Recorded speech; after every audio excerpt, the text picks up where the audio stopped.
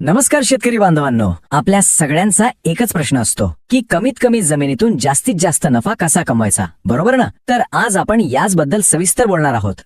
आणि हो, हे ऐकायला जरी अवघड वाटत असलं तरी हे अगदी शक्य आहे. जरी आपल्याकडे फक्त एकच एकर जमीन असेल तरी योग्य पिकाची निवड केली ना तर लाखोंचा नफा कमवता येतो. तर चला, आज आपण अशा 4 पिकांबद्दल जाणून घेऊया जी खरंच भरघोस कमाई करून देऊ शकतात. चला तर मग थेट मुद्द्यालाच हात घालूया आणि समजून घेऊया की कमी जागेत नफा वाढवण्याचं हे गणित नक्की आहे तरी काय. ठीक आहे, तर सर्वात आधी आपण त्या पिकांबद्दल बोलूया ज्यांना बाजारात कायम मागणी असते. म्हणजे कधीही बाजारात गेलात तरी त्यांना चांगला भाव मिळण्याची शक्यता असते. ही 2 पिकं म्हणजे जणू काही बाजारपेठेतले आपले हुकमे एक्केच आहेत. तर या यादीतलं आपलं पहिलं पीक आहे मिरची. आता बघा, मिरचीची सगळ्यात मोठी ताकद काय असेल तर ती आहे तिची प्रचंड मागणी. वर्षभर आपल्या घरात, हॉटेलमध्ये प्रत्येक ठिकाणी मिरची लागतेच. त्यामुळे काय होतं की चांगला बाजारभाव मिळण्याची शक्यता खूप जास्त असते. आता जरा आकड्यांवर नजर टाकूया.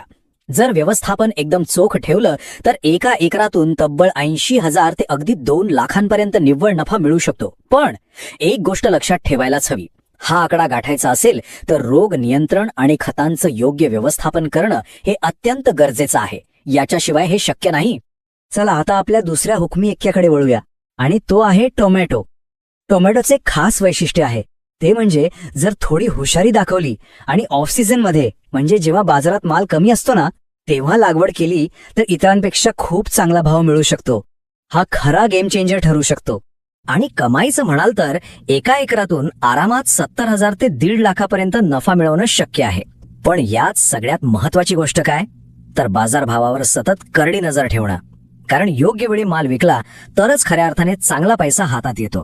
बरं, तर मग पटकन या दोन्ही पिकांची एक छोटीशी तुलना करून पाहू. बघा, मिरचीमध्ये नफ्याची शक्यता जास्त आहे, पण त्यासाठी व्यवस्थापन एकदम काटेकोरपणे करावं लागतं. त्यात चूक करून चालणार नाही. आणि दुसरीकडे टोमॅटोमध्ये यश मिळवायचं असेल तर बाजारपेठेतील वेळेचं गणित साधणं खूप महत्वाचं ठरतं. म्हणजे टायमिंग साधावं लागतं. ठीक आहे, आता आपण अशा एका पिकाकडे वळूया जे शेतकऱ्याला अगदी जलद पैसे मिळवून देतं. म्हणजे ज्यांना कमी वेळेत उत्पन्न हातात हवंय ना, त्यांच्यासाठी हा एक सर्वोत्तम पर्याय आहे असं म्हणायला हरकत नाही. आणि ते पीक आहे कोथिंबीर. हो, कोथिंबीर. तिचं पीक चक्र खूपच लहान आहे.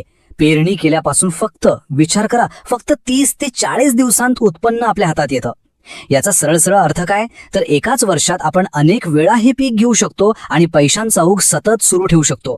चला, आता आपण आपल्या यादीतील शेवटच्या आणि खरं सांगायचं तर सर्वात जास्त नफा देणाऱ्या पिकाकडे आलेलो आहोत. याला आपण अक्षरशः श्रीमंतीचं गोड फळ म्हणू शकतो. आणि ते पीक आहे स्ट्रॉबेरी. आता जो आकडा समोर दिसतोय त्यावर विश्वास ठेवा. हो, हे खरं आहे.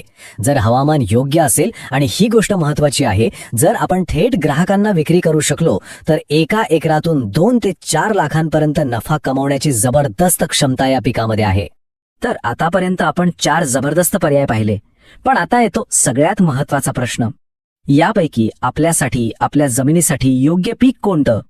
चला, हा निर्णय कसा घ्यायचा यावरच थोडं बोलूया. बघा, कोणताही निर्णय घेण्याआधी ना ही एक छोटीशी 3 कलमी तपासणी नक्की करा. सगळ्यात पहिलं, आपल्या भागातील हवामान निवडलेल्या पिकाला अनुकूल आहे का हे तपासा. दुसरं, आपल्याकडे पाण्याची उपलब्धता कशी आहे, पुरेसं पाणी आहे का? आणि तिसरं, आणि हे खूप महत्वाचं आहे, आपल्या स्थानिक बाजारपेठेत कोणत्या पिकाला चांगली मागणी आणि भाव मिळतोय. या 3 प्रश्नांची उत्तरं आपल्याला एकदम योग्य दिशा दाखवतील. तर मग आजच्या या माहितीच्या आधारावर थोडा विचार करा आणि ठरवा आपल्या जमिनीसाठी आणि परिस्थितीनुसार यापैकी कोणतं पीक सर्वात योग्य ठरू शकतं. आपल्याकडे किती जमीन आहे आणि आपण कोणतं पीक घेण्याचा विचार करत आहात हे आम्हाला कमेंटमध्ये नक्की कळवा. आपल्या अनुभवाचा इतरांनाही फायदा होईल.